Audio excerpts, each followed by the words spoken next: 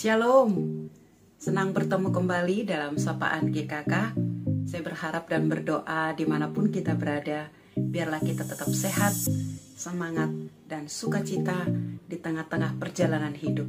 Karena kita yakin bersama Tuhan kita bisa. Saya mengajak kita berdoa sebelum merenungkan firman Tuhan. Selamat pagi Bapa, selamat pagi Tuhan Yesus, selamat pagi Roh Kudus. Terima kasih untuk kebaikan-Mu sepanjang malam boleh kami lewati. Dan terima kasih untuk hari yang baru, di mana kami mengalami rahmat-Mu yang selalu baru setiap hari. Dan kesempatan kami menceritakan kebaikan-Mu dalam hidup kami. Sebentar kami akan merenungkan kebenaran firman-Mu. Roh Kudus, terangilah hati kami, untuk kami boleh mengerti dan taat untuk melakukannya. Dalam Kristus Yesus kami berdoa dan memohon anugerah-Mu. Amin. Renungan kita hari ini terambil dari Bilangan 11 ayat 1 sampai ayat yang ke-9, tapi saya hanya membaca ayat 1 sampai ayat 3. Demikian firman Tuhan. Pada suatu kali bangsa itu bersungut-sungut di hadapan Tuhan tentang nasib buruk mereka. Dan ketika Tuhan mendengarnya, bangkitlah murkanya. Kemudian menyalalah api Tuhan di antara mereka dan merajalela di tepi tempat perkemahan.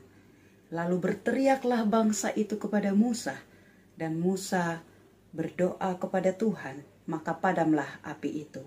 Sebab itu orang menamai tempat itu Tabera, karena telah menyala api Tuhan di antara mereka. Saya memberi tema kita hari ini, jangan bersungut-sungut. Bersungut-sungut atau mengeluh, tentu kita pernah mengalaminya.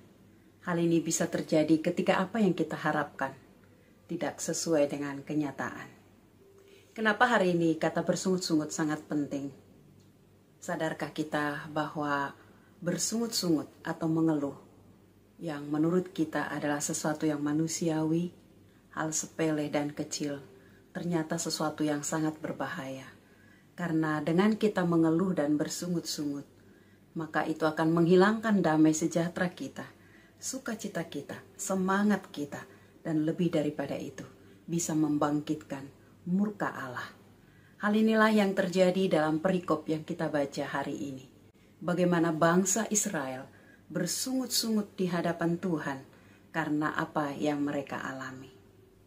Sungut-sungut mereka membuat murka Allah bangkit dan menurunkan nyala api di sekitar tempat perkemahan mereka. Dan akhirnya mereka minta ampun di hadapan Tuhan. Dan Tuhan memadamkan api itu. Menjadi pertanyaannya, mengapa sungut-sungut bangsa Israel membangkitkan murka Allah? Yang pertama, bersungut-sungut atau mengeluh adalah tindakan melupakan kebaikan Tuhan. Hal ini mengingatkan kita dengan pepatah yang berkata, kacang lupa kulitnya. Hal ini disematkan kepada seseorang yang melupakan kebaikan orang lain. Bukankah ini yang dialami oleh bangsa Israel? Sejak mereka di dalam pembuangan, sampai mereka bebas dari pembuangan Mesir, betapa banyak keajaiban yang mereka alami. Tetapi sangat miris, ayat 4 sampai ayat 9 menceritakan kepada kita, mereka bersungut-sungut hanya karena tidak makan daging. Mereka melupakan kebaikan Tuhan. Yang pertama, di mana Tuhan membebaskan mereka dari penindasan bangsa Mesir yang sudah menjajah mereka selama 430 tahun. Yang kedua, Tuhan mendatangkan pada siang hari tiang awan dan pada malam hari tiang api, menunjukkan penyertaan dan pertolongan serta perlindungan Tuhan bagi mereka. Yang ketiga, ketika bangsa Mesir kembali mengejar mereka di Laut Teberau, Tuhan melakukan kembali keajaiban dan mereka boleh terbebas. Yang keempat, ketika mereka dimarah, bagaimana mereka mengalami kembali keajaiban Tuhan, di mana Tuhan mengubah air pahit menjadi air manis.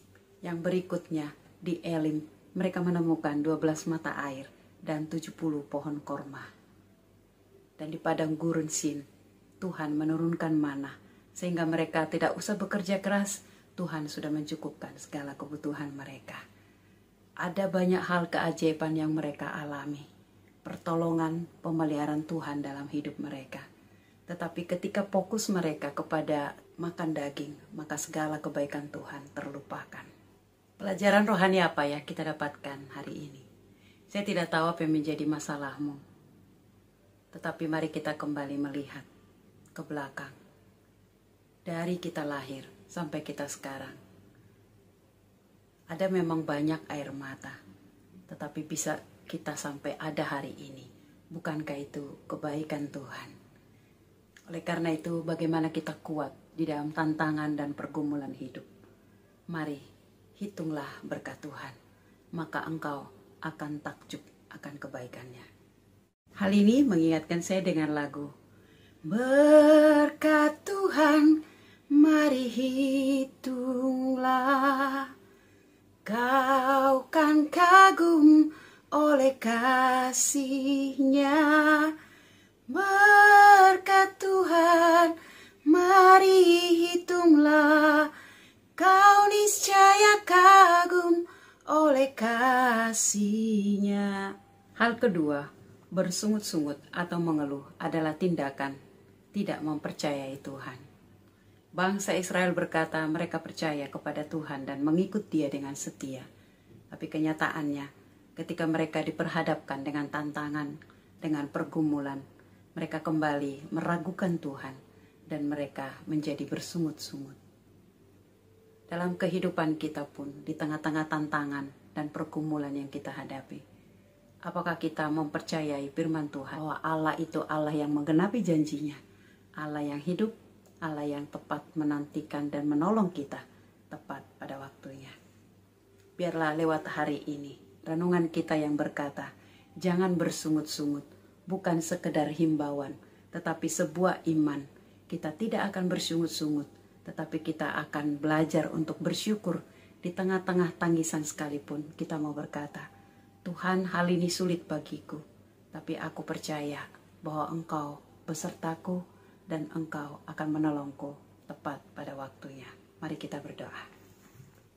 Ya Tuhan, ampuni kami jika di tengah-tengah pergumulan kami takut, kami khawatir, tapi yang Tuhan sedihkan bisa membuat kami menjadi mengeluh. Ampuni kami Tuhan, karena kami hari ini diingatkan, ketika kami bersungut-sungut berarti kami melupakan kebaikan-Mu dan tidak mempercayai-Mu. Ampuni kami Tuhan. Terima kasih untuk kasih setia-Mu yang begitu besar di dalam kehidupan kami.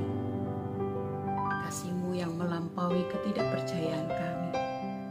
Kasih-Mu yang melampaui perbuatan kami yang melupakan kebaikan-Mu. Hari ini terima kasih kami boleh diingatkan. Bantulah kami supaya di dalam segala keberadaan hidup kami belajar berterima kasih.